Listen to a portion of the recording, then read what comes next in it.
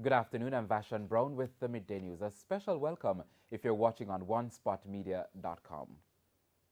Up first this afternoon, there are concerns about the decision to withhold the Auditor General's report on the Caribbean Maritime University CMU. Constitutional expert Dr. Lloyd Barnett believes the Speaker of the House of Representatives is obliged to table the report. He has a duty to lay it before to lay it on the table of the House, but that doesn't mean that he can't restrain or the Parliament can't restrain its publication. Laying on the table only means it becomes available to the members of the House. But everything that is published, that is presented to the House, is published by virtue of the approval of Parliament. The Constitution states that the Speaker shall table reports from the Auditor General. The opposition has been calling for House Speaker Pernell Charles to table the report, but Dr. Barnett also says that's depending on the contents of the report. Parliament can decide not to release it to the public. Dr. Barnett notes the widespread interest in having the report made public, but says that interest has to be balanced with any possible prejudice to the cases now before the court.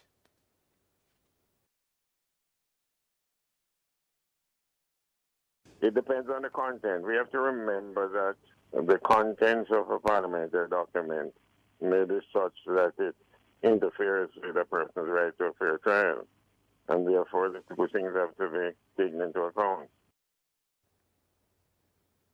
Statistics from the Jamaica Constabulary Force have revealed that murders are up 29% so far this year. 49 persons were murdered between January 1 and January 15, compared to 38 during the corresponding period last year. There was also one more case of shooting. 38 shootings were recorded up to yesterday, compared to 37 during the corresponding period last year. Meanwhile, there is a reduction in some other categories of crimes. No case of larceny has been reported so far this year, compared to last year this time when 7 were reported, and there were 20 cases of rape, 10 break-ins, and 32 robberies. The Montego Bay Chamber of Commerce is calling for the government to speed up efforts to use Jamaica Eye as part of the country's crime-fighting tool. President of the Montego Bay Chamber of Commerce, Janet Silvera, says while she supports the states of emergency, the government should look at technology as a crime-fighting tool as well. We will continue to say that we need options. We also need to put in all the things that we have promised over the years, which is the Jamaica Eye. We need that to happen. We need those cameras to be fixed. We need to put in place a number of measures. We need to equip. And I see where the government has made a number of announcements. And I believe that they are going to improve in that area. Psychologist Dr. Veronica Salter is calling for revival of a program aimed at reforming perpetrators of intimate partner violence amid recent deaths resulting from domestic violence. Speaking on TVJ's All Angles last evening, Dr. Salter said the program focused on helping perpetrators confront the reasons for their violent behavior. She noted that it had been experiencing some success but was discontinued. We need that program up again. What stops it? Funds and the wherewithal of a lot of people would prefer to send these men to prison. The trouble with the program is it's not getting anyone except people that were going into the court system. But it works extremely well because most of these men are under-socialized. They don't know where their violence is coming from. They also have the religious ideology that man's place is he's head of the household and nobody's to interfere with what he does. On Sunday morning, Jamaica Defense Force Corporal Doran McKenzie fatally chopped and shot his girlfriend, Suan Easy, before killing himself in Port Moore St. Catherine. Later that same day, 27-year-old Nevia Sinclair was stabbed to death, allegedly by her ex-boyfriend in St. Elizabeth. A new national public key infrastructure project has been launched by the government under the National Identification System NIDS program. Minister of Science, Energy and Technology Favour Williams says the project is geared towards reducing identity theft in Jamaica. Here is TVJ's Prince Moore. In recent years, identity theft, fraud, and the use of fake identification documents have become a growing problem in Jamaica. However, in the next 7 months, the government will be rolling out a project that is expected to curb the illicit practice. The National Public Key Infrastructure (NPKI) project which falls under the National Identification System NIDS program, will be rolled out in association with Passport Immigration and Citizenship Agency and eGov Jamaica Limited. Technology Minister Favour Williams says when the NPKI is implemented, it will provide security for the NIDS cards. And a national ID of the kind of which we speak is expected to provide an avenue to enhance security and privacy of personal information when dealing with transactions. This is another step which we are putting in place to ensure the security of the identity of our citizens. NPKI will also enable trusted electronic identities for people, services and things, and make it possible to implement strong authentication, data encryption and digital signatures. Basically, at its core, public key infrastructure is a technology for authenticating users and devices in the digital world. In a PKI environment, citizens can log on securely and validate their transactions online. Citizens can prove who they are in the online environment, and citizens can digitally sign documents in a few clicks. Prince Moore, TVJ News. And it's now time for a break, but stay with us. More stories right after these messages.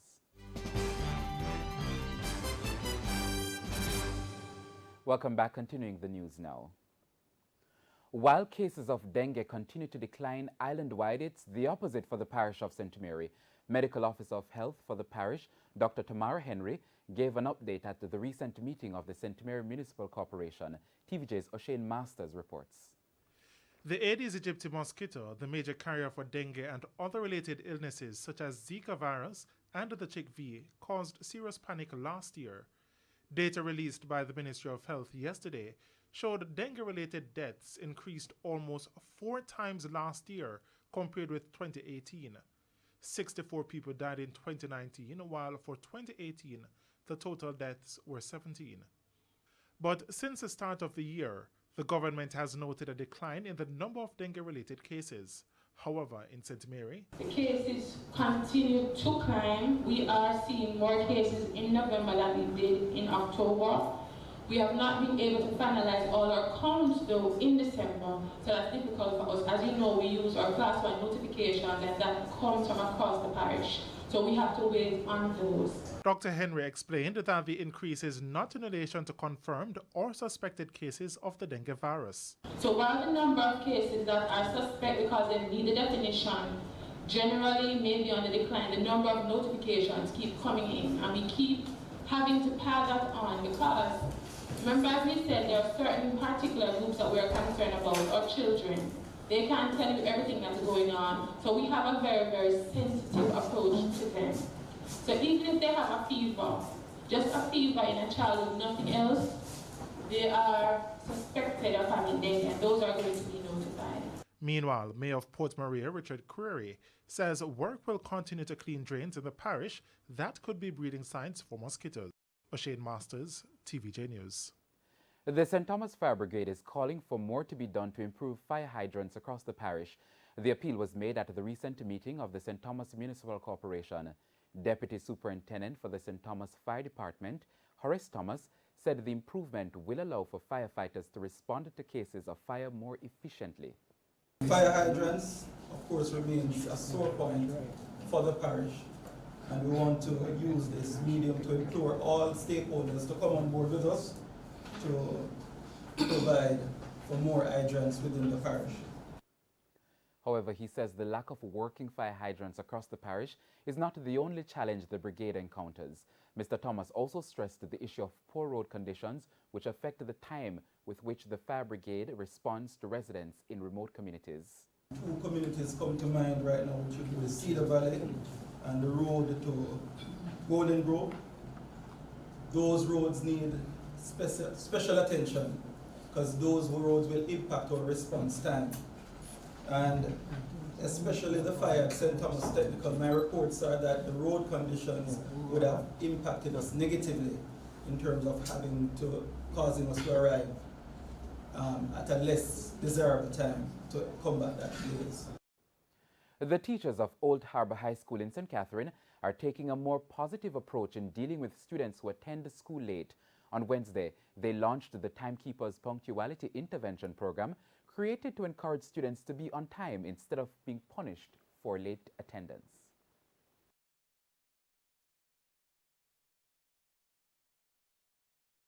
We are going to put their pictures on the achievement wall, which is titled Punctuality Ambassadors. So once the student has attained 80% or more per week in terms of achievement rate, their picture will be placed on the achievement wall. Also, another motivating component is the tablet. So they are working towards achieving a tablet at the end of the 12 weeks, which is the duration of the program. Ms. Allen explains that rewards are part of society and the initiative teaches life skills. A parent who is in support of the program says she hopes it will encourage her son to be more prepared for school in the mornings.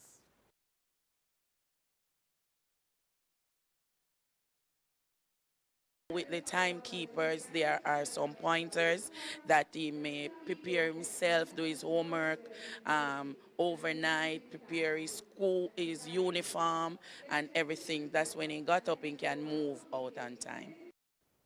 As for students who will have punctuality issues upon completion of the program, Ms. Allen says they will receive counseling and training in time management. We go now to news from the region. The Inter-American Development Bank, IDB, has partnered with Japan's government pension investment fund in its social bonds focusing on education, youth employment in Latin America and the Caribbean. The partnership is geared towards promoting and developing socially responsible capital markets through investments. The IDB says the funds raised will finance projects that promote effective teaching and learning for children and youth, giving them skills needed to enter the labor market.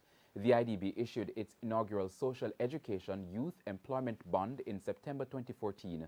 Since then, it has issued a total of US $2.2 billion in various currencies. Time now for sports. Dwayne Bravo's return to the West Indies team was spoilt as the Caribbean side lost by 4 runs to Ireland in the first game of their 3-match T20 series in Grenada yesterday. It was set up to be a fairy tale return for Trinidadian Dwayne Bravo, but the Irishmen had other ideas. The 36-year-old Bravo entered the fray with the Windies needing 15 runs from 10 deliveries to win, with a script seemingly written for him to be the hero. He smashed this 6 of the 3rd delivery to take the equation to 5 from 3 for the Windies. But he picked out the fielder of the penultimate delivery and it was all but over for the Caribbean men. Catch taken. Delaney, the fielder. Earlier, opener Paul Sterling struck 6 4s and 8 6s in a top score of 95 to lead Ireland to 208 for 7 after electing to bat. Sterling's knock came off just 47 deliveries as he punished any bowler he faced. Kevin O'Brien also chipped in with 48 to help Ireland post the big total. Jamaican Sheldon Cottrell, Kari Pierre and Bravo each took 2 wickets for the Caribbean side. It started fairly well for the Windies in their chase. He's dispatched that one, Evan Lewis. Before Lendl Simmons fell at 37 for 1. This one is hit high in the air. Will the fielder get under it? What a catch! What an absolutely amazing catch from George Dockrell. Evan Lewis and Shimron Hetmar then took the score to 93 with some lofty hits. This is the treatment you'll get as well. Lewis fell for 53. In the air for a long time. Very good running catch. And Hetmeyer for 28 in quick succession. But the Windies still looked on course for victory. Captain Karen Pollard got a start and ended up making 31. This one is hit down the ground. Before he fell. Nicholas Puran also got a start and stroked 26 before he lost his wicket. Pulls the leg and taken. And Sherfane Rutherford fell for 26 at a crucial stage for the Windies off the first ball of the final over and left all the pressure on the returning Bravo. The task proved a little too much for Bravo as the Caribbean men ended up falling 4 runs short of their target. But Bravo's power through the offside. Was there a chance of a run out with a better edge? Is that a dismissal? They're celebrating, and that's the end of it. A dot delivery. Joshua Little was the pick of the Irish bowlers with 3 for 29, while Craig Young took 2 for 31. The second T20 will be played in St. Kitts on Saturday as a day-night affair. Jordan Fort, TVJ Sports. And that's the Midday News. I'm Vashon Brown. Join us at 7 for Primetime News Package. On behalf of the news, sports, and production team, have a wonderful afternoon.